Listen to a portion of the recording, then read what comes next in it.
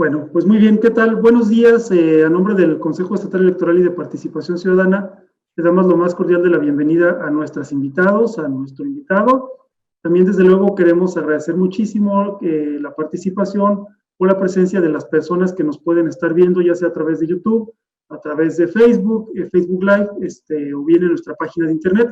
Muchísimas gracias. Es sábado, es temprano por la mañana, pero estoy seguro que esto se va a poner interesante. Agradezco muchísimo. Déjenme presentar primero y antes que nada a quienes nos acompañan el día de hoy. Por una parte nos acompaña Claudia Rodríguez Barrera, ella es coreógrafa, también es maestra de danza y bueno, tiene una gran trayectoria. En un rato más les voy a leer su currículum, pero bueno, primero presentarlos de manera muy somera. Entonces, Claudia, muchísimas gracias por estar aquí. Gracias por la invitación, Juanma. Gracias. Gracias. También nos acompaña la licenciada Patricia Lobatón Palacios, maestra, muchísimas gracias. Ella, bueno, pues ahorita les voy a leer su currículum, pero bueno, agradecerle muchísimo su participación. Bienvenida. Muchas gracias por la invitación.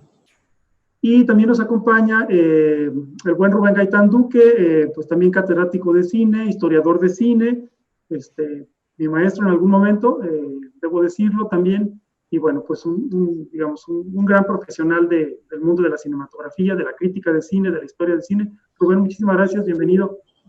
Muchas gracias a ti, Juan Manuel, y es un gusto estar con nuestros panelistas, con nuestros compañeras.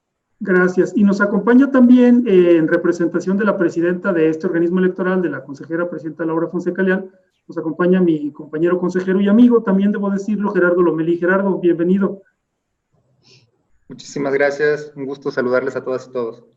Muchísimas gracias. Bueno, miren, pues les explico muy brevemente. Este conversatorio tiene por nombre Cultura y Participación Ciudadana. En algún momento, como ustedes, las personas que nos están viendo se darán cuenta, la cultura es un término muy grande, ¿no? Digamos, muy ambiguo incluso. Entonces, de alguna forma nos vamos a tratar de ir acercando hacia lo que tiene que ver con las disciplinas artísticas, porque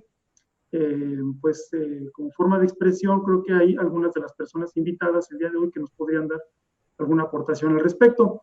Les explico, pues esencialmente el tema que decidimos, que platicamos al interior del Consejo, participación ciudadana, déjenme decirles, pues también es un tema bastante complejo, digamos, muy grande, que implica muchísimas cosas. Para eso, pues yo creo que no bastarían varios conversatorios, no es un tema inacabable.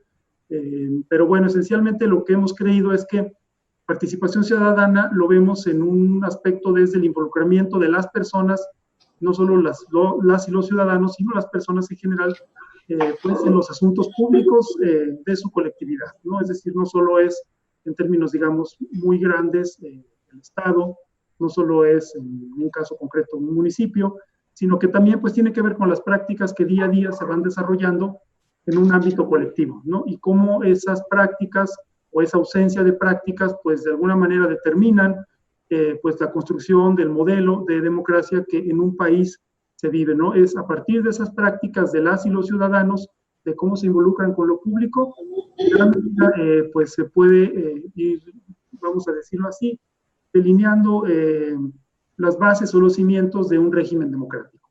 Entonces, pues esa es la razón de que hayamos incluido o denominado el día de hoy a nuestro conversatorio Cultura y Participación Ciudadana. Esas serían las bases sobre las que vamos a conversar el día de hoy y pues sería, digamos, la parte introductoria.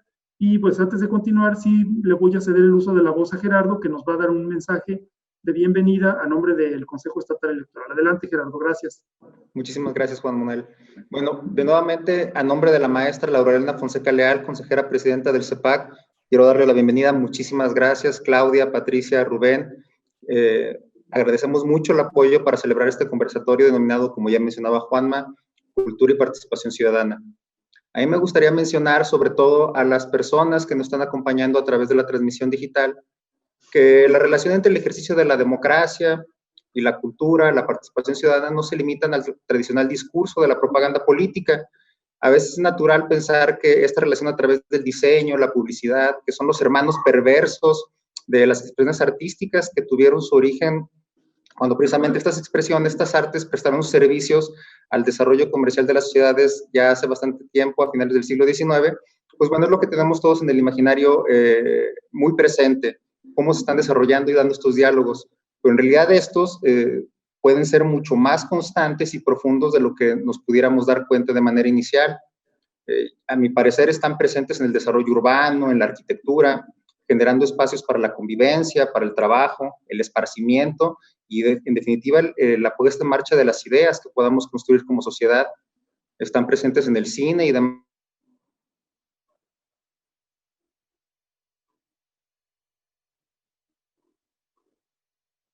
Estos diálogos también están presentes en la literatura, en las artes escénicas, en las que precisamente a propósito de una pandemia que nos presta estos espacios digitales, hoy más que nunca el intercambio cultural por medios digitales está presente y podemos conocer y disfrutar de expresiones culturales y artísticas que se desarrollan en otros espacios territoriales, en otras ciudades, en otros países incluso. Están presentes en los museos, generando nuevas posibilidades de expresión artística para grupos vulnerables. Debo de resaltar los ejercicios que los museos que están dándose en nuestro país, somos punta de lanza para generar posibilidades de apreciación para grupos como débiles visuales y que puedan tener ellos el conocimiento y tacto con este acercamiento con estas expresiones. También a través de expresiones pensadas desde su propio origen para ser apreciadas del espacio público, como el muralismo o el grafiti, que independientemente de cualquier gusto o postura que podamos tener, pues son un claro ejercicio democrático en el reclamo y apropiación de los espacios públicos. Y están presentes precisamente en lo que haremos el día de hoy, haciendo nuestro un espacio nuevo, un espacio que hasta hace poco no habíamos sumado a las posibilidades de diálogo democrático, porque precisamente un escenario de COVID nos ha permitido explorar y explotar de buena manera para tener acercamientos con muchas personas, con muchos puntos de vista muy diferentes en lo que a diálogo democrático se refiere, y eso haremos hoy, apropiación de un espacio digital, un espacio que está abierto para todas las posturas, para todas las ideas. Muchísimas gracias de nuevo, a nombre del Consejo Estatal Electoral y de Participación Ciudadana, de la Presidenta, de todos los consejeros y consejeras que integramos su órgano, su pleno. Bienvenidos. Muchísimas gracias. Gracias, Gerardo. Bueno, pues miren, si no tienen inconveniente, voy ahora sí a extenderme un poquito nada más a presentar el currículum, una muy breve reseña curricular de cada una de las personas que nos acompañan el día de hoy. Voy a empezar con la maestra Patricia Lobatón Palacios.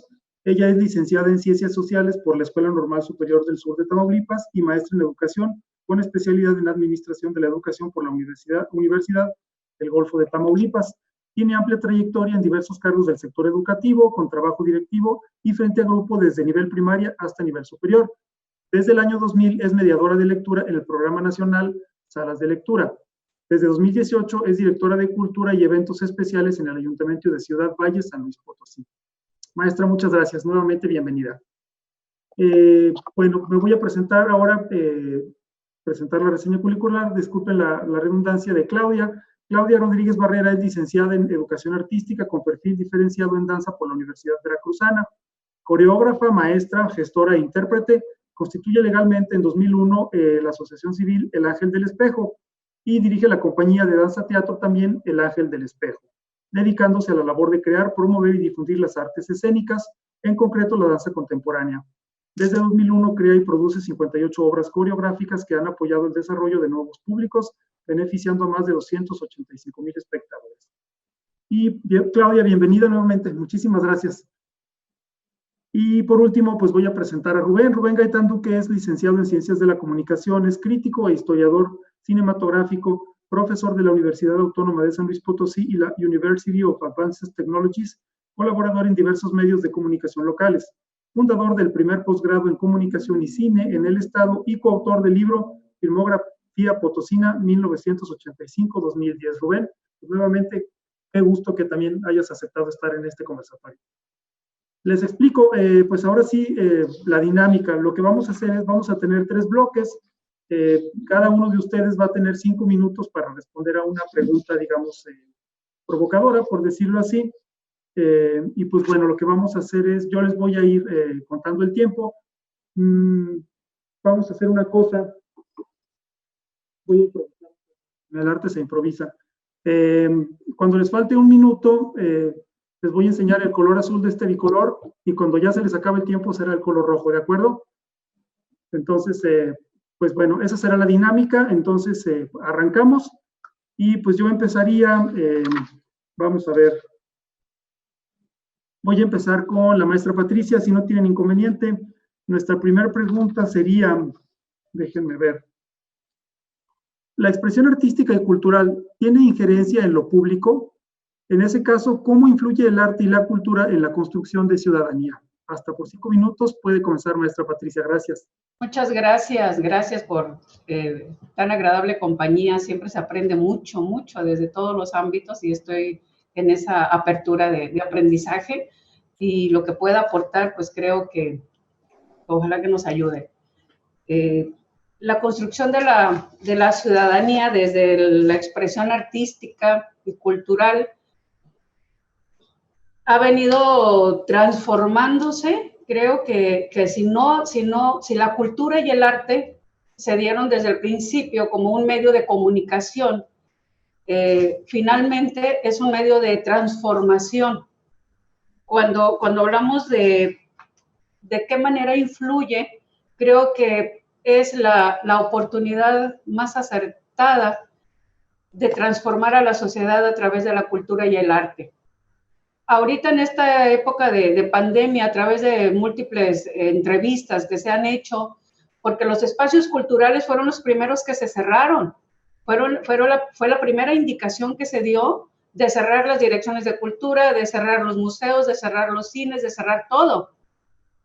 Y finalmente, no estábamos tan preparados para trabajar desde el ámbito de la tecnología, y lo digo a manera personal, sin tanta gente de apoyo, y entonces nos dimos a la tarea de estar compartiendo cosas de otras áreas, porque nosotros no estábamos preparados para ello.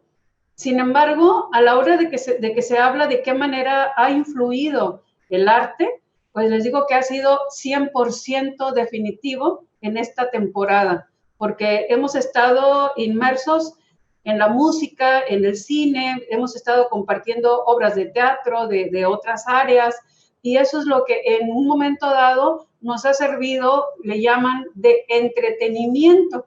Sin embargo, creo que emocionalmente el ser humano se nutre a través del arte, se nutre a través de todas las expresiones artísticas habidas y por haber en este tiempo. ¿Cómo se construye la ciudadanía? Cuando entramos en ese tema de la construcción de la ciudadanía, mucha gente, voy a hablar de manera bien personal, la idea que teníamos o que tengo o he tenido es que solamente a los 18 años tú eres ciudadano, tú puedes emitir un voto.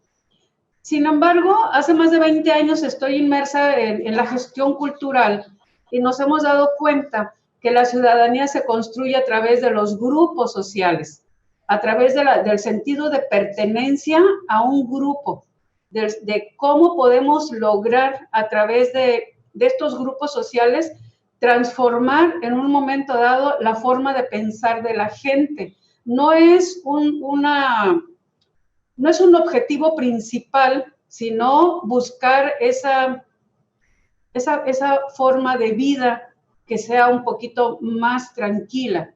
Me dedico completamente al fomento a la lectura de manera social, de manera voluntaria, y nos hemos percatado que a través de la lectura, que la lectura tiene múltiples acepciones, no solamente a través de los libros, a través de la danza, a través del cine, a través de todas esas multiformas de la lectura, nos van conduciendo a lograr que la gente se una, se agrupe y busque un beneficio social.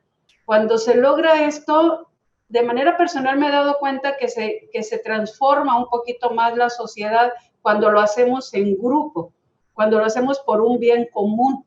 Entonces, cuando invitamos a la gente al teatro, cuando invitamos a la gente a una lectura en voz alta, y la gente no es que salga convencida, sale nutrida en un momento dado. Cuando la gente se nutre, esta construcción de ciudadanía va ampliando ese concepto. A mí me ha ampliado el concepto de ciudadanía. Me he dado cuenta de cuando, en cuestión de gestión cultural, a nosotros nos han dicho, a la gente no le des lo que no te pide. ¿sí? Si yo no voy a ir a transformar una comunidad indígena, yo voy a ir a aprender de la comunidad indígena, yo me voy a sumar a cuáles son sus prácticas y poco a poco ir entendiendo por qué esa danza, por qué ese ritual y de qué manera en un momento dado puedo yo influir un poquito para que los demás entiendan por qué se está haciendo esto. ¿Sí? Cuando se construye ciudadanía es que se respeta al otro.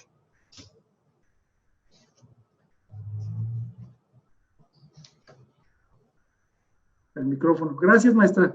Miren, para continuar le vamos a ceder el uso de la voz a Rubén. Rubén, adelante hasta por 5 minutos. Muchas gracias, Juan Manuel. Y discúlpenme ustedes, luego uno se acostumbra a hablar en términos de profesor y ya parece demasiado profesor a la vuelta de todos estos años. Entonces, pues bueno, voy a tratar de explicarme lo mejor que pueda con esto de cómo influye el arte y la cultura en la construcción de ciudadanía. Bueno, las expresiones artísticas pues ocupan una parte fundamental, una parte central de la cultura. Nuestra experiencia histórica, el transcurrir de nuestra propia vida, el día a día de los individuos que juntos sumamos a la sociedad, adquiere sentido mediante su transformación en obras de arte, en textos, tengan estos el soporte que tengan, ¿no? Puede ser una película, una pieza de danza, una novela, una pintura. El arte nos permite entender nuestro transcurrir del mundo, le da sentido a nuestra existencia, o como decía Paul Ricoeur, nuestra existencia carece de forma, es muda, no nos habla, y el artista la pone a hablar, le propone una creación en la que pone en juego su hacer, su dominio técnico, y el espectador, en el caso de las artes escénicas, por ejemplo, retoma aquello que le es relevante emocional e intelectualmente y le da sentido a su propio estar con la obra de otros. En el caso del cine, que pues es la manifestación en la que yo centro mis reflexiones, el asunto se vuelve interesante porque una película puede ser la expresión de un artista, de un ente que tiene una voluntad de significar algo y al mismo tiempo es una industria con presupuestos, con taquillas, con oferta, con demanda, que tiene como cualquier otra industria la necesidad y la intención pues de obtener ganancias, ¿verdad? Y en ese último aspecto, particularmente de ese tipo de películas cuyo principal, cuyo eje, cuyo corazón, cuya razón de existir es la cuestión de la lógica financiera y de las ganancias, pues se trata generalmente de no inquietar demasiado al espectador, ¿no? Al espectador consumidor, en este caso está muy bien dicho. Generalmente las películas de cálculo industrial pretenden ser lo más tranquilizadoras posibles, relatos donde los mundos entran en crisis, pero finalmente encuentran el cauce del orden, donde los sistemas económicos, de justicia, de generación de conocimiento, de gobierno y de participación, pues funcionan. Reproducen finalmente, como se decía antes, como decimos todavía, reproducen una ideología en el sentido crítico de la palabra. Pero ocurre que también el cine conoce otras formas. Y a veces esas formas están relacionadas con la experimentación, están relacionadas con la artesanía, con el compromiso con la realidad, como lo es el caso del cine documental, o con la participación comunitaria.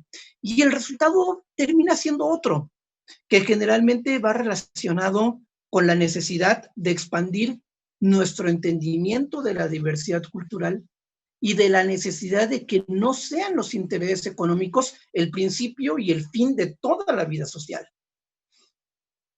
Resumiendo lo que acabo de decir, el arte en general y las películas en particular le dan sentido a la vida en sociedad. Pueden reproducir la ideología que permite la existencia de un orden no igualitario, injusto, pero enmascarado de bondad, y aparte de inevitabilidad, o sea, como la única opción posible. Pero también puede denunciar las condiciones sociales. Puede ser la angustiante pesadilla de un individuo, pero también puede ser el anhelo expresado en sueños de los grupos sociales que han decidido participar, intervenir y modificar su entorno. Así es como pienso esa relación con la sociedad, con la ciudadanía y con el arte. Muy bien, muchísimas gracias, Rubén. Pues Claudia, a ti te toca cerrar este bloque. Adelante, hasta por 5 minutos. Gracias. Perdón, ya. Bueno, primero quisiera empezar diciendo que la cultura se caracteriza por ser algo aprendido, compartido y dinámico. Yo me pregunto, a mí me educaron a que cuando llegaba a la casa de alguien no podía hablar de política, ¿verdad? Ni de religión, ni de fútbol, ¿no? Porque, wow, vas a meterte en problemas, ¿no? Entonces, yo celebro, pues, esta actividad que estamos realizando justamente de dialogar, de hablar de política, de hablar de sociedad, de hablar de cultura, porque creo que es importante darnos cuenta, como decía Patricia, que a veces tenemos ideas como esto de que a los 18 años puedes votar y eso es ser ciudadano, ¿no? O sea, cuando realmente podemos darnos cuenta que somos seres que determinamos y que diseñamos la cultura en la que estamos inmersos de una manera cotidiana, día a día, en el diálogo, y que no es malo problematizar, ¿verdad? Más bien creo que hace falta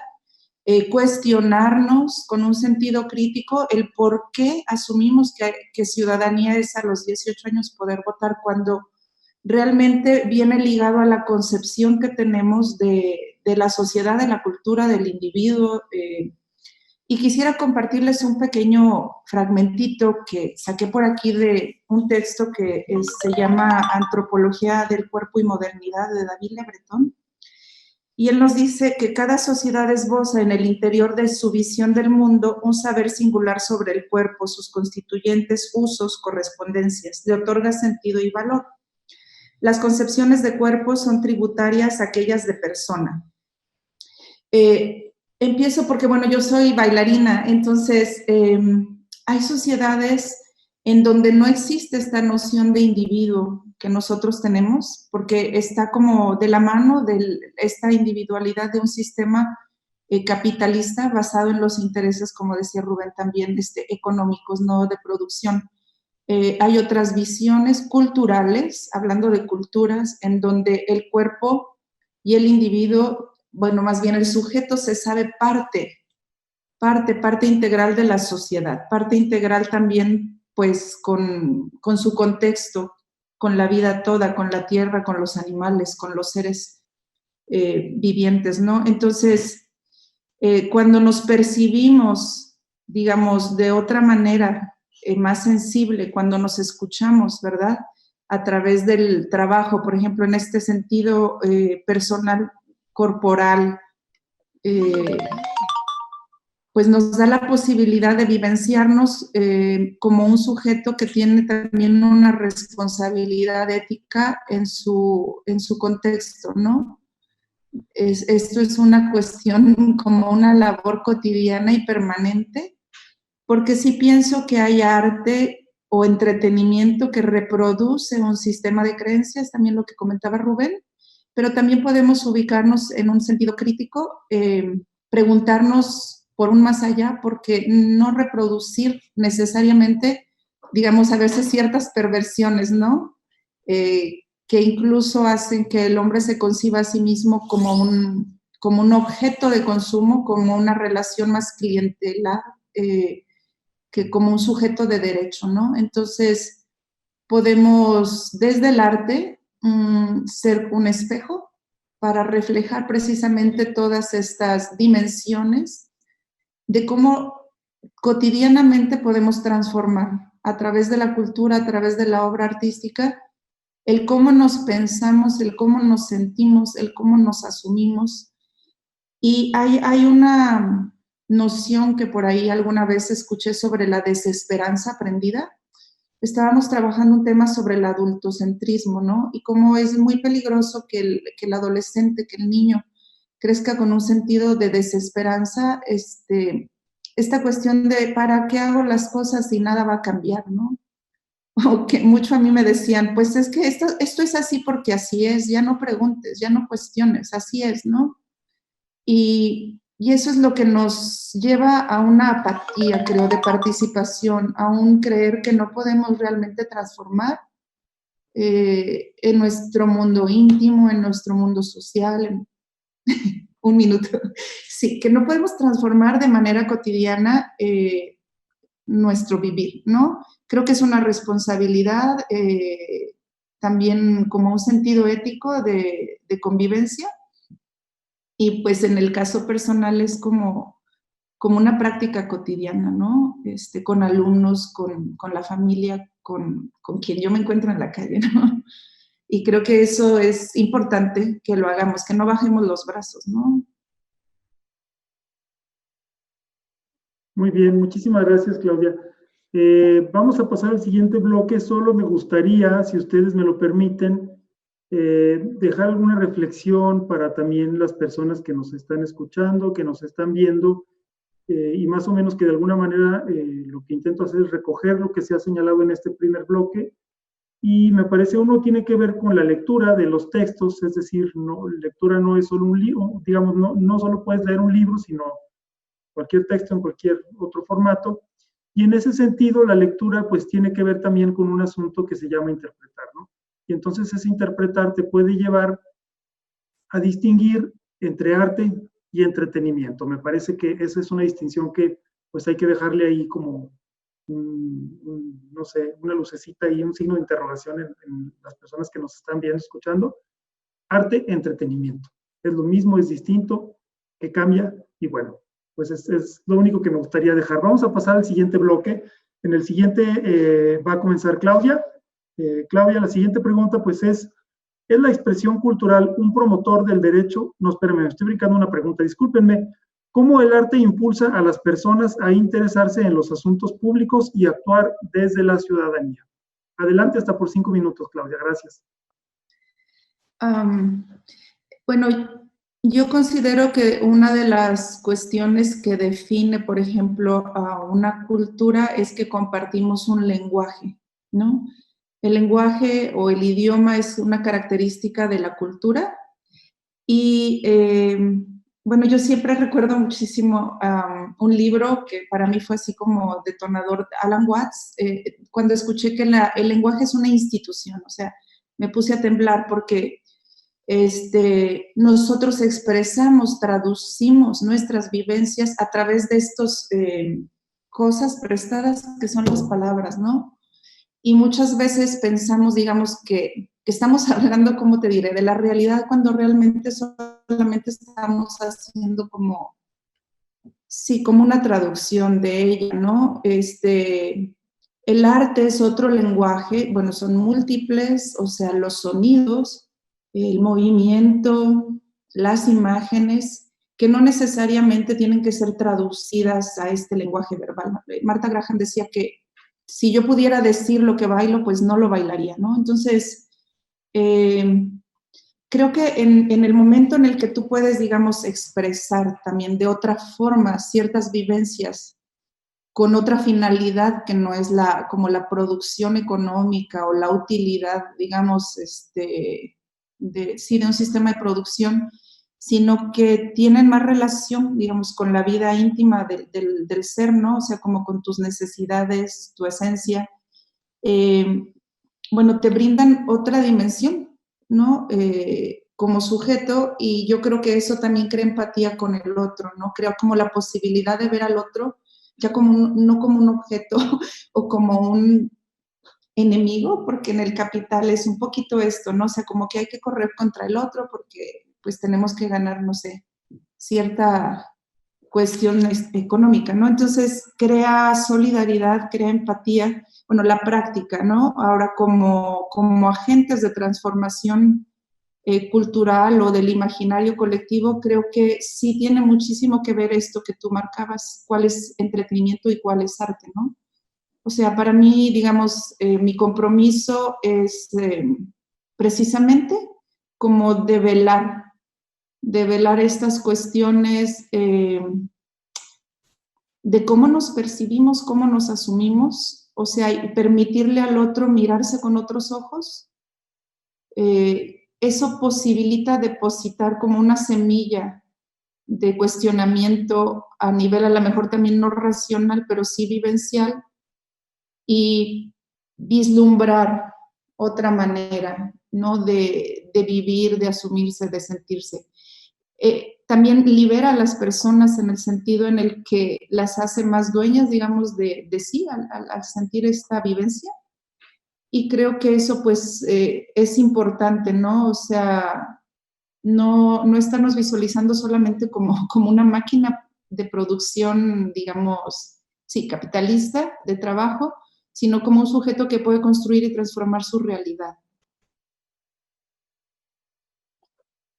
Muchas gracias, Claudia. A continuación le voy a ceder la voz a Patricia. Patricia, adelante hasta por 5 minutos. Muchas gracias. Ok. ¿Cómo el arte impulsa a las personas a interesarse en los asuntos públicos y actuar desde la ciudadanía? Bueno, a veces las analogías nos ayudan mucho para poder explicar en cierta forma. Hace muchos años, en la Secretaría de Educación se abrió por primera vez un programa de lectura que se llamaba Rincones de Lectura. Se forma un grupo estatal de 42 personas y nos dijeron, olvídense de qué nivel educativo son.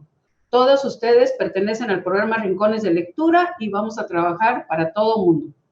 Y empezó ese programa extraordinario, maravilloso, que empezamos con la línea del fomento a la lectura en México, y había un vacío enorme de muchos años en donde no se había fomentado la lectura de una manera social.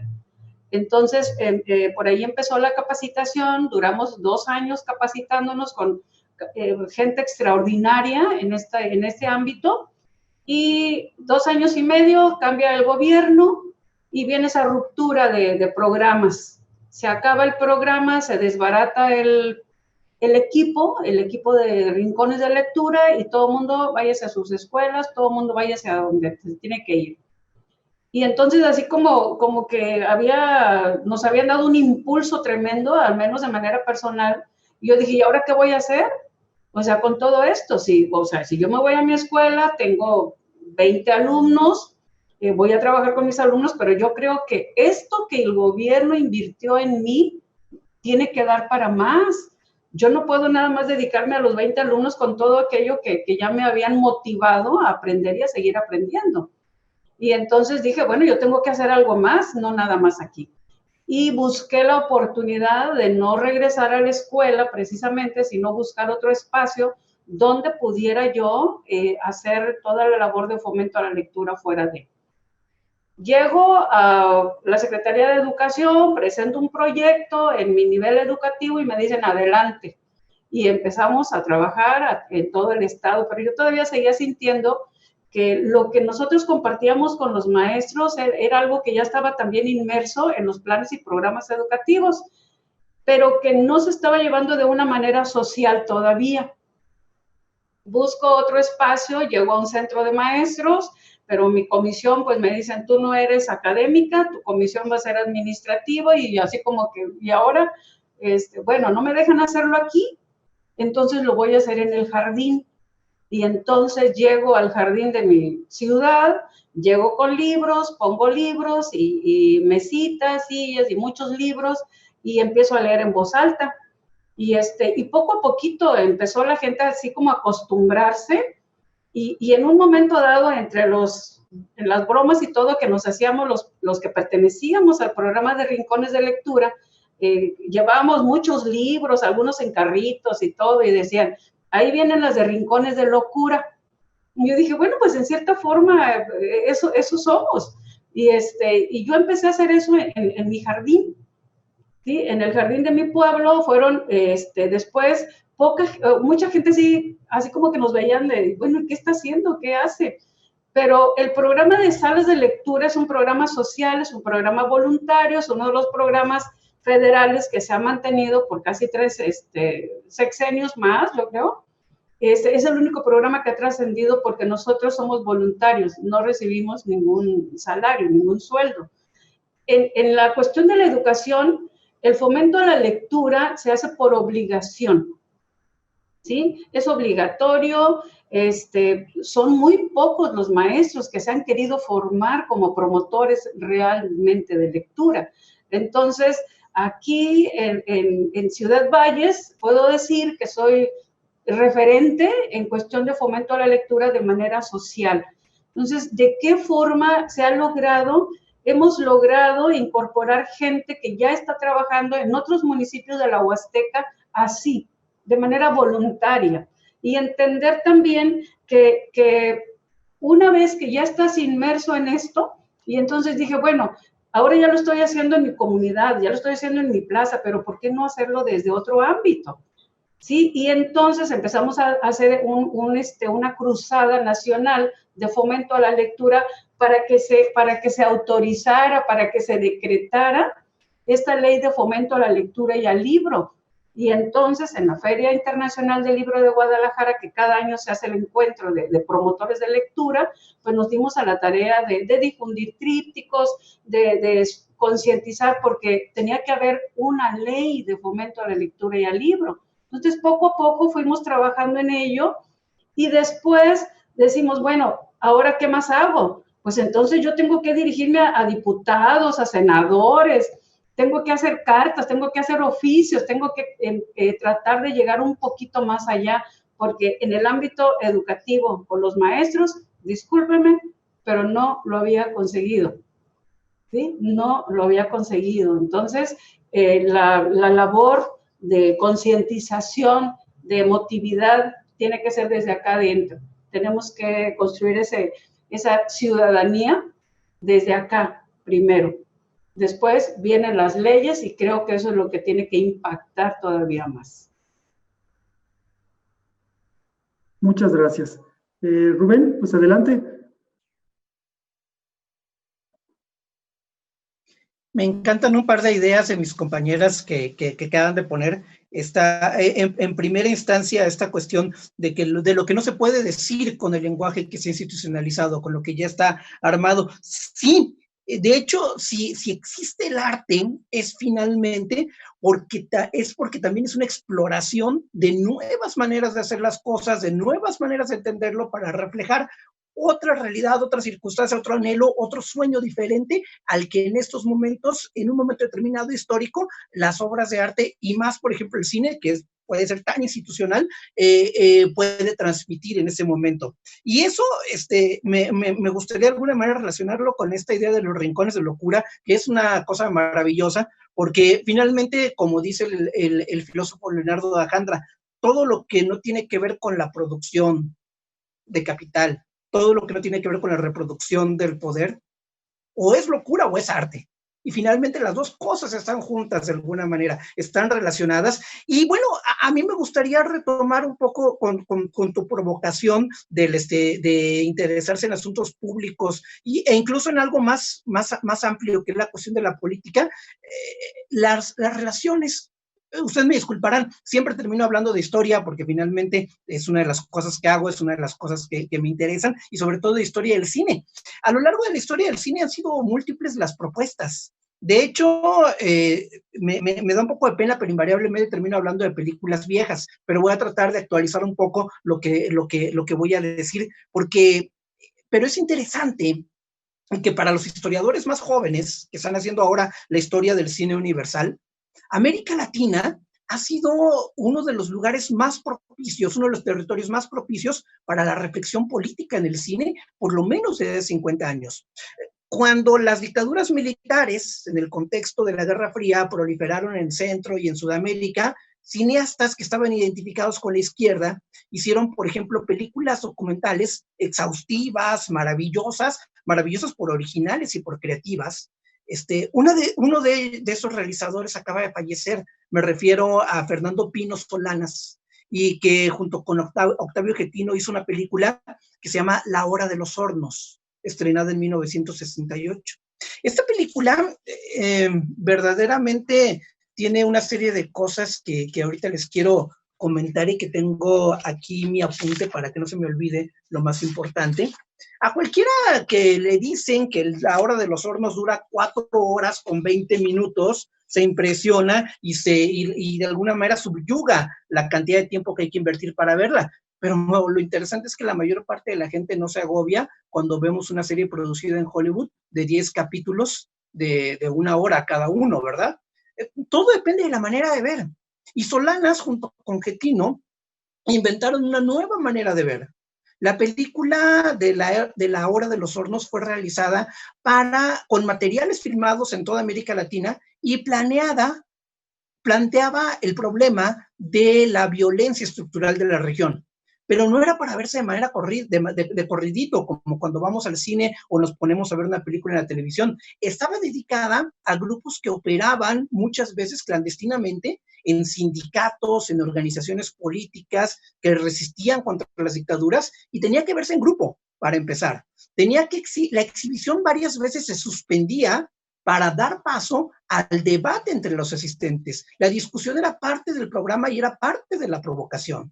Era también la explicación de la realidad, el entendimiento de la misma, era como el objetivo del cine documental de los 60s y de los 70s, que incluyó también al chileno Miguel Liti y a Patricio Guzmán, y que junto con San Ginés y muchos otros en Sudamérica forjaron la memoria de la violencia política y las amarguras y el deseo de volver de los exiliados. Pero en la tercera parte de la Hora de los Hornos, es el llamado a la acción, al cambio por vías donde se carecían de causas electorales. Entonces, ¿cómo se le hace? ¿Con acciones violentas? Naturalmente, una película reproductora de la ideología dominante jamás propondría eso, ¿verdad? No de manera explícita, no de manera consciente. Si el espectador lo entendía así, era por sus competencias de lectura, básicamente. Pero aquí los realizadores lo decían y lo hacían explícito. En tiempos recientes, a diferencia de lo que pasó en América Latina hace 40 años, en México están ocurriendo una serie de cuestiones muy interesantes. Estamos en un país donde no se ha consolidado la industria fílmica, que, bueno, las películas comerciales sí tienen algunas películas que serían un gran ejemplo, un ejemplo terrible de una carga ideológica verdaderamente preocupante, de racismo, de clasismo, que, bueno, habría que analizar en otro momento. Pero ante la imposibilidad de contar con una industria para hacer películas, algunos cineastas han apelado a la comunidad. Ayer, precisamente, tuvimos oportunidad de ver en el Festival Rodando la película Antes del Olvido, de la realizadora Iria Gómez Concheiro. Es una película de ficción, no es un documental como los que hablaba hace un momento. Es una película de ficción que cuenta la historia de un grupo de vecinos en el centro histórico de la Ciudad de México que se niegan a ser desalojados de la vecindad donde viven e instalarse en un suburbio en Lecherías, a 2 horas de distancia de la Ciudad de México. La película la filmaron en Tepito. La estrenaron en el corazón de Tepito, en el famoso Maracaná, que es un estadio que se encuentra en medio y escondido en la complejidad urbana del centro histórico, y prácticamente no utilizaron actores profesionales. Más bien se trata de ver la gente del lugar cuyos rostros e historias se fueron imponiendo, fueron modificando la idea original de la realizadora, quien filmó tras una convivencia de muchos años con la gente. Le llaman ahora cine comunitario. Grupos que sueñan con el respeto a sus formas de vida solidarias en un entorno al borde de la violencia institucional y aparte de la violencia del narcotráfico. Hay que sumar todo ese tipo de cuestiones. El cine comunitario, ya sea de ficción o de documental, está poniendo de cabeza el trabajo de los realizadores, incluso la idea de los realizadores de los 60s, que ellos imponían, digamos, de alguna manera, presentaban su propia visión. Acá no, se trata de no llegar con el aura de una película de arte, sino con la voluntad de escuchar y finalmente de proyectar en la pantalla la dinámica de una sociedad que está en cambio y que requiere de espacios físicos, pero también simbólicos, para expresar esas dinámicas. Es decir, yo lo que pienso es que ya el proceso está encauzado, están ocurriendo muchas cosas, y el arte precisamente debería de ir a buscar, preguntar y acompañar, y buscar nuevas maneras, incluso si son locochonas, no importa, es necesario romper con esa institucionalidad para hablar de cosas diferentes. Muchísimas gracias, Rubén. Yo recojo de lo que nos acaban de comentar ustedes, me parece importante lo que tiene que ver con la transformación, ¿no? Y con esta parte donde esencialmente nos contaba Patricia, pues más allá de lo que haga una autoridad, ¿no? También el asunto está en hasta dónde las y los ciudadanos provocan que pasen cosas, ¿no? Creo que es fundamental para cualquier régimen democrático, para cualquier sociedad.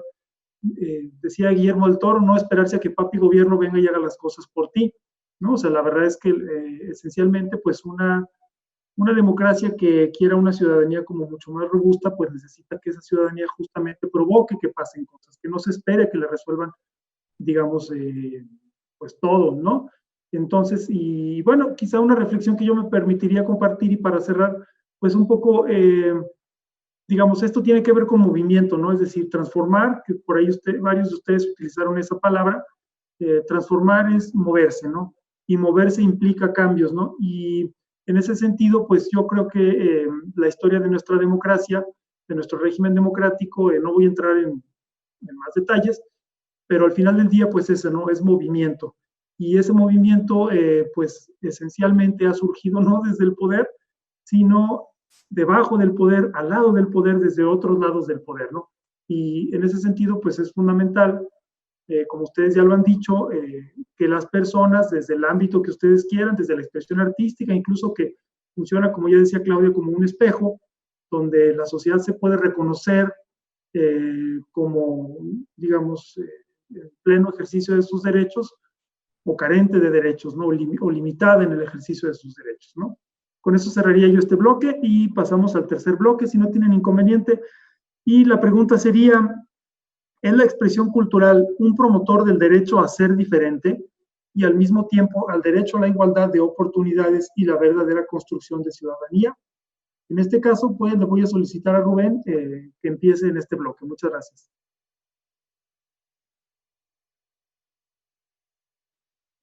De una manera muy simplista para responder tu pregunta, te diría que sí, pero para problematizarlo, pues hay que matizar, ¿no? Si la cultura, el arte, las películas, la lectura, la danza nos ayudan a reflexionar sobre los procesos, a ver un sentido crítico, con un sentido crítico una sociedad que es natural, que está en un orden desigual, entonces sí puede ser un promotor del derecho a ser diferentes. Pero el problema, uno de los problemas para empezar es cómo vemos, por ejemplo, las películas. Y creo que el mismo asunto tiene que ver con la cuestión de instalarse en una plaza a leer en colectividad o de transmitir, de poder llegar y de que se vea y se practique, por ejemplo, la danza. Es una cuestión de práctica, pero también es una cuestión de consumo. El problema muchas veces es cómo vemos las películas, para empezar, en este caso. Vivimos en México una crisis de la exhibición de las películas mexicanas de hace mucho tiempo. Las películas están pensadas, o por lo menos estaban pensadas antes de la llegada de la pandemia, para verse en una sala cinematográfica, para irnos a ver en una primera instancia una película, todos en una sala cinematográfica. Pero es un hecho que existe una crisis de la exhibición en México, como existe también en otros lugares del mundo. La mayor parte del tiempo en pantalla está dedicado a las películas que vienen de Hollywood, que tienen un modelo, que tienen una ideología, que tienen una manera de pensar. Y ahora también con el asunto de que estamos encerrados en nuestras casas la mayor parte del tiempo, que nos cuesta mucho trabajo ir al cine, y nos debería de costar mucho trabajo porque es una cuestión importante cuidarnos, pero ¿qué pasa con la individualidad frente a la pantalla de televisión? O peor aún, la individualidad, una PC todavía como quiera, pero frente al teléfono celular. Yo creo que todavía nosotros no encontramos la manera de hacer comunidad con este nuevo tipo de recursos. Y estoy hablando de mí, y estoy hablando de los viejos, como quien dice, porque los chavos saben usar TikTok y lo utilizaron para boicotear a Donald Trump, y ellos sí saben, o por lo menos están imaginando las cosas. Las películas deberían de encontrar, junto con otras obras de arte, y eso lo tienen claro los realizadores, por ejemplo, el cine comunitario, espacios para ver colectivamente y para ver comunitariamente el cine, para leer comunitariamente el cine, para después de terminar de ver la película o suspender la proyección como le hacían en La Hora de los Hornos y hablar sobre ello. Finalmente, a pesar de que el cine tiene un valor fundamental en imágenes, a pesar de que el cuerpo también expresa lo que no podemos decir con palabras, como en el caso de la danza, finalmente regresamos a la reflexión verbal. En el verbo está finalmente la capacidad de pensar, de imaginar, de construir lo que puede ser el futuro, lo que puede ser otra vida social con órdenes diferentes. Y eso solo se puede hacer mediante el diálogo. Y el diálogo tiene en una primera instancia la base de la palabra. Hay muchas experiencias y estas deberían de convertirse junto con un manejo social de las redes informáticas en un territorio para explorar de manera urgente.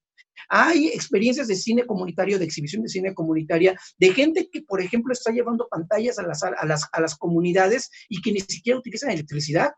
Hay una experiencia padrísima de un grupo de exhibidores comunitarios donde tú tienes que pedalearle para que la película se proyecte y entonces pueda moverse con energía producida por los propios espectadores la exhibición cinematográfica. Eso es pensar en otro tipo de problemas, pensar en los problemas que tienen que ver con los individuos, pero también tienen que ver con el entorno del consumo, con el consumo de la energía, con el consumo de los recursos finalmente de nuestro entorno ecológico, que también no lo estamos acabando. La imaginación es más urgente que nunca. Y la imaginación, bueno, y ahí es donde uno siempre termina hablando bien de lo que le gusta a uno, ¿verdad? La imaginación tiene que ver con imágenes y tiene que ver con el cine. Entonces hay que precisamente trabajar con ese asunto imaginativo, pensar nuevas cosas, crear nuevas miradas, crear nuevas imágenes para modificar una realidad que está marcada por la violencia, por el mercado depredador, no nada más de la tierra, de los recursos, sino incluso hasta de nuestras propias almas. ¿Y dónde va a estar la solución? La solución creo que está en la vida de las comunidades y que lleguen incluso a aprender, porque se puede y existe la tecnología para que se puedan hacer, por ejemplo, películas, que creo que es el arte más costoso y el arte más difícil de hacer por los millones. Una película mexicana cuesta 20 millones de pesos en promedio. Y mejor ni hablamos de las películas de Hollywood. Pero entonces, ¿cómo se puede hacer en una comunidad con menos recursos, con otras ideas, con otras imágenes y precisamente con otros contenidos, otras maneras de soñar y de vivir este mundo? Muchísimas gracias, Rubén. A continuación le voy a ceder la voz a Claudia. Claudia, adelante hasta por 5 minutos. Ok, retomo, la expresión cultural, es la expresión cultural un promotor del derecho a ser diferente. Me pongo a pensar creo que hablaron de las lecturas, ¿no? En cómo hacer hermenéutica. Más allá de los textos, pienso que podemos también leer la realidad. No sé por qué se me vino a la mente como salir a la naturaleza, ver los árboles, las hojas, la multiplicidad y diferencia que existe entre cada una de las hojas de un mismo árbol, diferentes tipos de árboles. Y recuerdo un cuento de Jorge Luis Borges que se llama Funes el Memorioso. Y él habla de que, por ejemplo, ¿por qué todo decimos perro a todos los perros? O sea, y observó un perro y dice, el perro que pasa a las 3:14 y luego regresa y ya tomó agua, pues el perro que regresa no es el mismo perro, ¿no? ¿Qué pasó? O sea, es distinto. O sea, nosotros nuevamente en cómo concebimos, cómo traducimos, cómo expresamos la realidad, es que la encajonamos o la encartonamos, la cosificamos, ¿no? Entonces, pues todos somos diferentes. O sea, me pongo a pensar en Foucault, la biopolítica, o sea, ¿quién dice quién tiene derecho a hacer qué o quién no? O sea, creo que hay que hacer mucha lectura también de la realidad, de la naturaleza, y obviamente que todos tenemos derecho a ser diferentes, ¿no? El arte creo que potencia también esa, no sé, o sea, me choca como decir derecho, ¿no? O sea, es como algo que,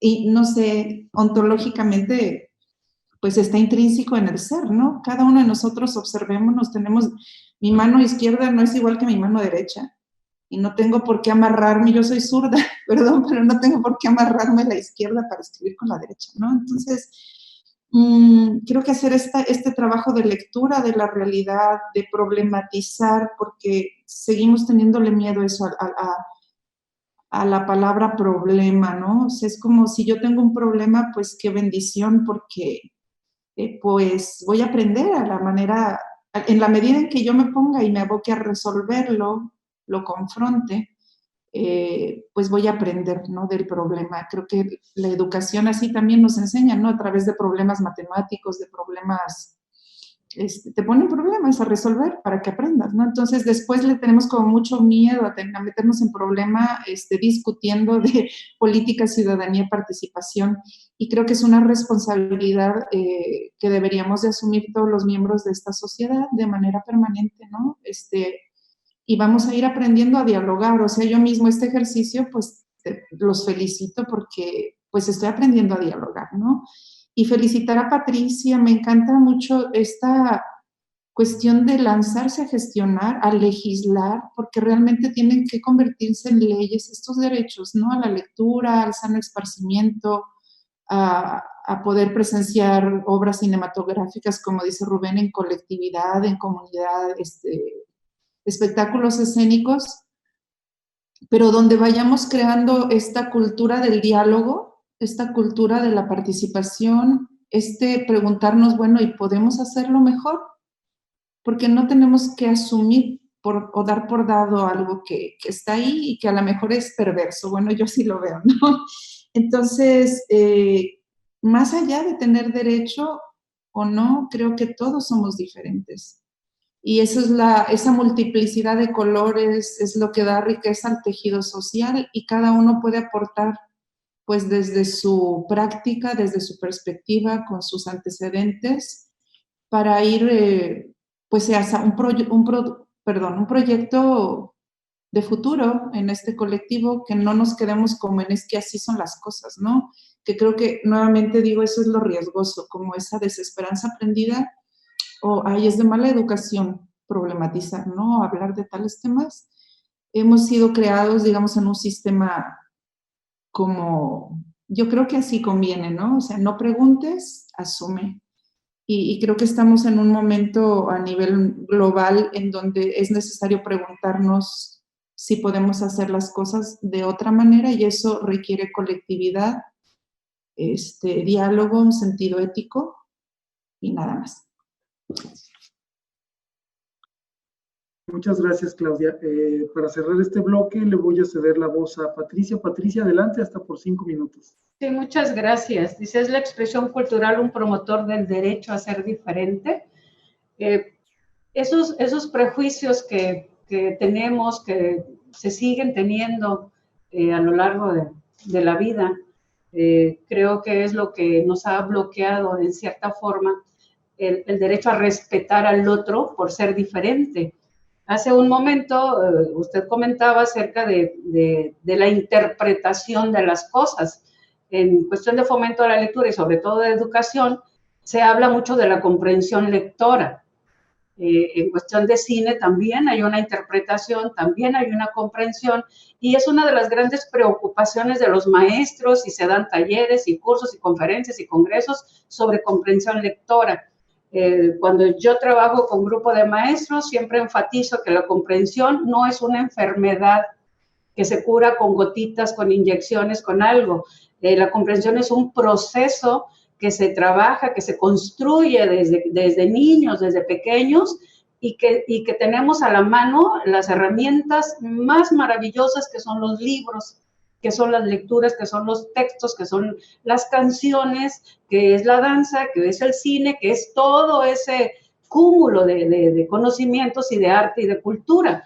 Entonces, cuando estamos viendo ahorita cuestiones escolares, ahorita que tenemos esta oportunidad de conectarnos, y a veces en los memes o maestros que comparten cuestiones de alumnos en donde ellos están explicando y el alumno no entiende lo que el maestro está diciendo y acusa al maestro de estar utilizando un lenguaje elevado de tal manera que él no entiende.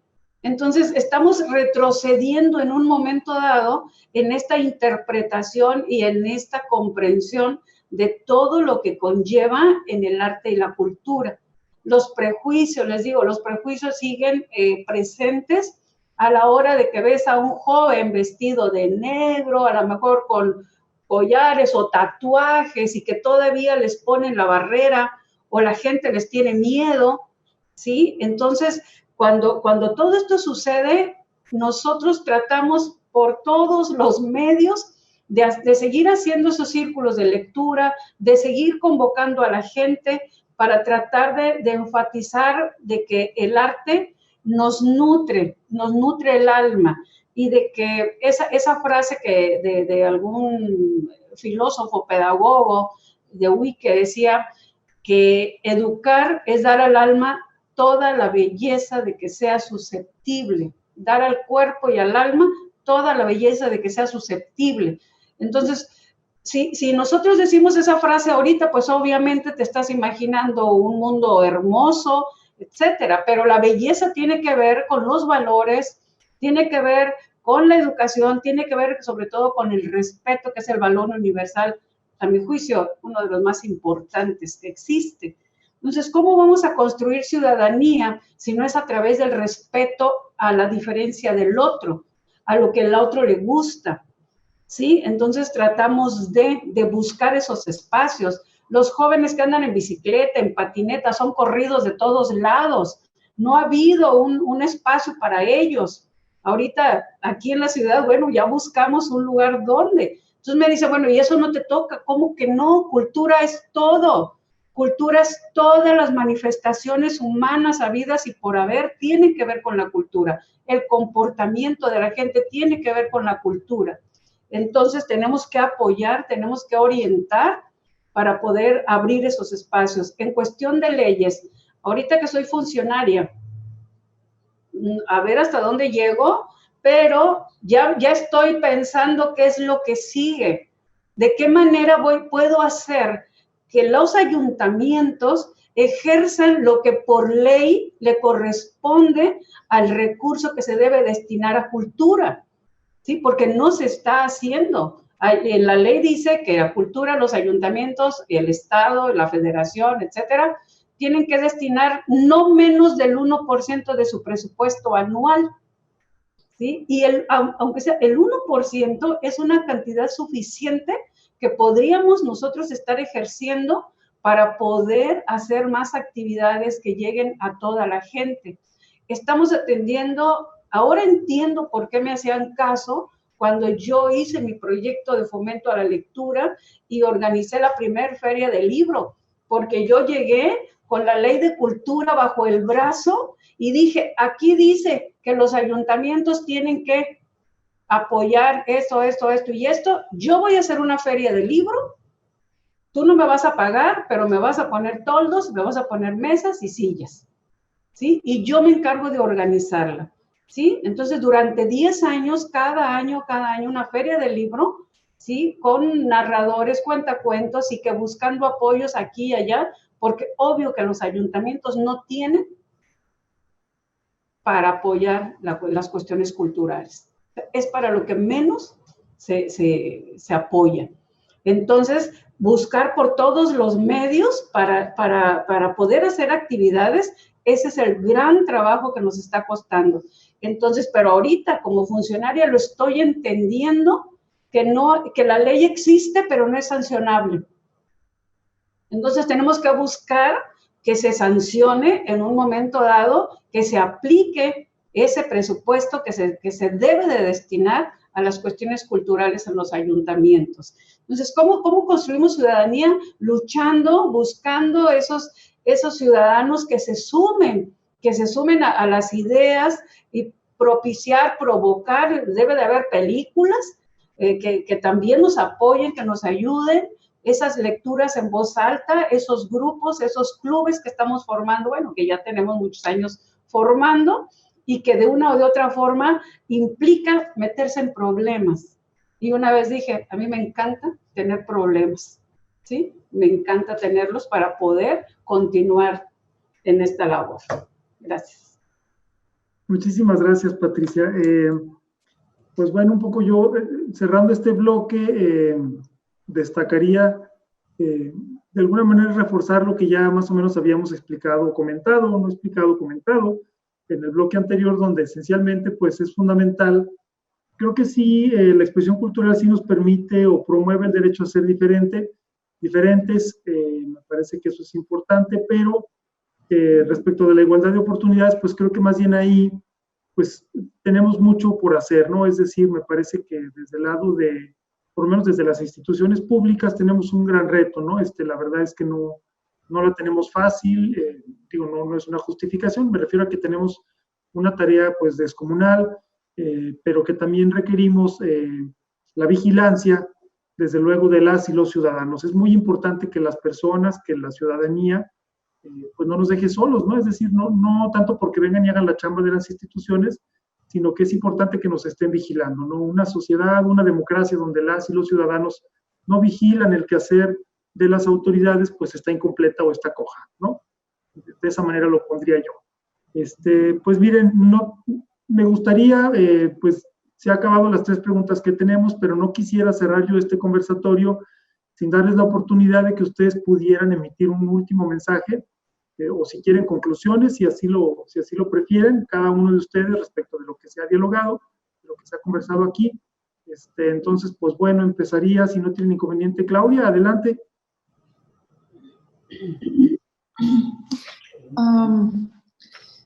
Me quedé pensando en lo que comentaba Patricia de este ejemplo del joven y el docente, ¿no? Creo que me vino a la mente este problema de la interculturalidad o de la multiculturalidad, o sea que cada grupo dentro de una sociedad también se constituye como en una cultura y muchas veces tiene que ver con la cuestión etaria. También hay una cultura de los jóvenes que comparten ellos ciertos, pues, lenguaje, comportamientos, intereses, problemáticas, y muchas veces, a veces vienen brechas generacionales en donde es difícil escucharnos los unos con los otros, ¿no? Entonces creo que también es como es parte del ejercicio y de la práctica cotidiana el aprender a comunicarnos y darnos cuenta que hay esta cuestión como interculturalidad, ¿no? De interculturalidad que tanto digamos, el docente tiene que a lo mejor sí adecuar un poco a que su lenguaje con la empatía de que el joven cómo le va a escuchar, cómo le va a entender, pero también el joven pues también darse cuenta de que tiene que hacer un esfuerzo, ¿no? De entender, de comprender, de acercarnos. O sea, es como cotidianamente ir construyendo ese respeto también que hablaban, me parece vital. Y respecto a esta necesidad de gestionar, Patricia, o Rubén, para acercar a las comunidades el arte, que realmente es un derecho, digamos, a nivel constitucional, pero del dicho al hecho hay mucho trecho, ¿no? Sí nos cuesta trabajo, hemos llevado nosotros el arte, sobre todo a las comunidades más vulnerables, marginales, donde realmente las políticas tienen en el olvido a un gran sector poblacional. Y yo pienso, como ustedes comentan, esa es una lucha que hay que hacer de manera cotidiana, porque este trabajo que hacemos de hacer valer este derecho y de gestionar para que ellos tengan, digamos, esta formación más integral que va más allá, digamos, de tal vez un programa educativo institucional, ¿no? Pues tendría que tener el carácter de ley, y bueno, pues eso nos compete a todos, ¿no? Seguir luchando. Pues nada más agradecer este ejercicio. Me quedé pensando que sería importante que lo hicieran también jóvenes, niños, estos diálogos, y que se volviera una práctica cotidiana de la ciudadanía, ¿no? La participación, el saber que en tus manos está el hecho de poder transformar, ¿no? Tu entorno, y poco a poco nos vamos a ir sumando, porque no podemos dejarle todo al papá gobierno y después estarnos quejando de los resultados, ¿no? Que a lo mejor es como apatía o no meter las manos, pero pues juntos creo que sí contamos, ¿no? O sea, tenemos que hacer ciudadanía y bueno, pues nada, gracias por por compartir, Rubén, tus conocimientos, toda tu pasión. Patricia, Juan Manuel, al CEPAC. Gracias. Muchas gracias, Claudia. Patricia, adelante. Sí, muchas gracias. Igual, saludos y gusto en conocerlos. Y pues bueno, solamente compartir así a grandes rasgos que la participación ciudadana y la cultura pues no pueden estar separadas. O sea, siempre vamos a estar trabajando en función de eso.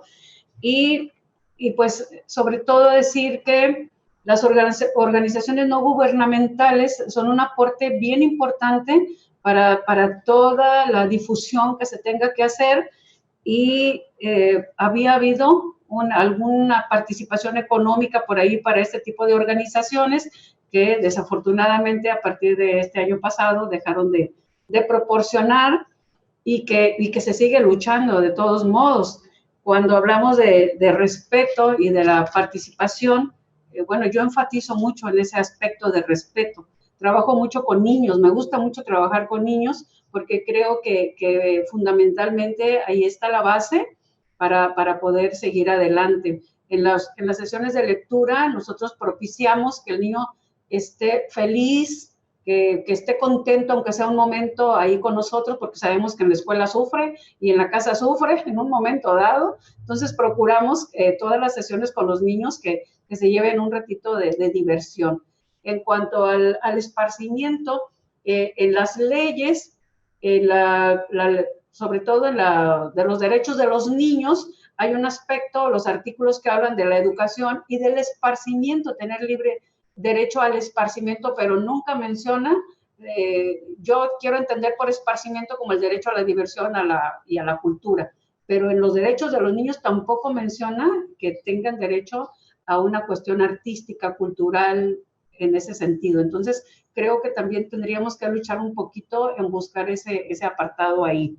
En la participación comunitaria, pues seguimos nosotros luchando por eso, porque se siga teniendo ese tipo de asistencias y las políticas públicas incidan sobre todo en lo que realmente la gente necesita, no lo que las autoridades o la gente desde arriba quiera dar, sino qué es lo que realmente la gente necesita. Entonces, tanto el alimento físico como el espiritual y todo es necesario para el desarrollo íntegro del ser humano. Entonces, si nosotros aterrizamos en toda la definición del artículo 3 inicial, de ahí se deriva todo, dar al cuerpo y al alma todo, ¿sí? Entonces, no hay necesidad de tantos programas educativos si se enfatizara educación y cultura, arte, ahí. Yo sigo luchando porque al maestro se le eduque también en cuestión cultural. Gracias. Gusto conocerlos. Muchas gracias, Patricia. Rubén, adelante. Para ir cerrando y antes de agradecerles, pues bueno, creo en el caso particular del cine, que han venido ocurriendo una serie de dinámicas a lo largo de los últimos años, los años que aparte a mí me ha tocado vivir, donde de pronto teníamos una concentración y una imposibilidad, por ejemplo, de hacer películas y de ver películas, que era particularmente notoria. Desde que entró el video en escena, las cosas comenzaron a cambiar. Hace muchos años hace muchos años comenzó el trabajo, por ejemplo, de una casa productora que se llama Canal 6 de Julio, que fue de las primeras en hacer documentales en México de carácter político, audiovisuales que no iban con la línea, digamos, hegemónica de la comunicación, que por otro lado solamente se podía hacer la comunicación audiovisual, por ejemplo, mediante las televisoras. Entonces, me acuerdo mucho de la manera en la que comenzaban los videos de Canal 6 de Julio. Un video beta, se acordarán los más veteranos de los videos beta, que iba de mano en mano, de vecino en vecino, subiendo por canastitas, caminando solo, para que la gente lo viera y pudiera enterarse de otras cosas que estaban ocurriendo. De ese tiempo, al tiempo de las redes sociales, de las redes informáticas, se han abierto montones de posibilidades. Ya no nada más es el video documental, o sea, pensar en términos de una película que fuera realizable en una comunidad por la gente de la comunidad, abrir espacios que no son las escuelas de cine que se encuentran concentradas en la Ciudad de México, que se encuentran en ciudades, ya incluso en ciudades como San Luis Potosí, pero que son de unos costos altísimos, y que eso hace que la única visión que se refleje sea la visión de una clase media para arriba. Lucrecia Martel ha hablado mucho sobre ese asunto de que mostramos nada más una sola parte del mundo. Ahora se puede hacer. Se puede realizar y se puede hacer además con mucho menos recursos de lo que se podía hacer anteriormente. Entonces estamos ante una posibilidad de una tecnología que fue pensada para otra cosa, pero que nosotros la podemos utilizar de una forma distinta. Entonces, en ese sentido, cuando las comunidades comienzan a hablar ellas mismas a partir de gente que pertenece a ellas, con profesionales que pueden articular el lenguaje audiovisual, estamos creando un mundo nuevo de imágenes, el cual realmente no sabemos todavía la potencialidad de cambio y de ejecución de cosas nuevas y de mundos nuevos y de mundos posibles que pueden ser formidables, fabulosos. Me encantó poder estar con Patricia, con Claudia, la invitación, Juan Manuel de CEPAC, muchísimas gracias, y creo que refiriéndome a lo que acabamos de hablar, yo creo que con ustedes, con lo que acaban de decir,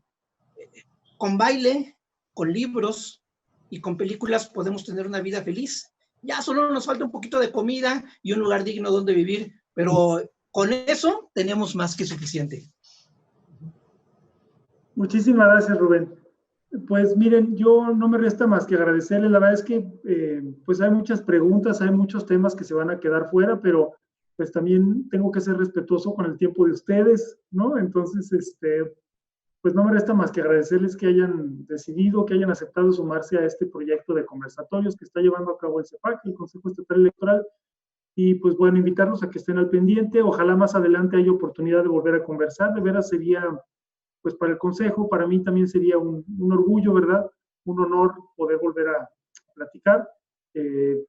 Quisiera también agradecer a todas las personas que nos están sintonizando, que se decidieron sumar, digamos, a la transmisión de este conversatorio, a todo el personal que hace posible, digamos, llevar a cabo este conversatorio, esta práctica, este diálogo. Y pues bueno, no me resta más que desearles una excelente tarde. Patricia, muchísimo gusto, no tenía el gusto de conocerte, de veras un gusto. Rubén, Claudia, pues encontrarlos nuevamente en épocas de pandemia, pues es un gusto, ¿no? Y pues bueno, no me resta más que despedir esta transmisión. Y pues, muchísimas gracias y una excelente tarde y seguimos en contacto. Hasta luego. Gracias, bonita tarde a todos, que estén bien. Igualmente, gracias. Gracias por todo, hasta luego, gracias. Igualmente, hasta luego. Gracias. Tú fuiste el que hablaste mejor, por lo que veo.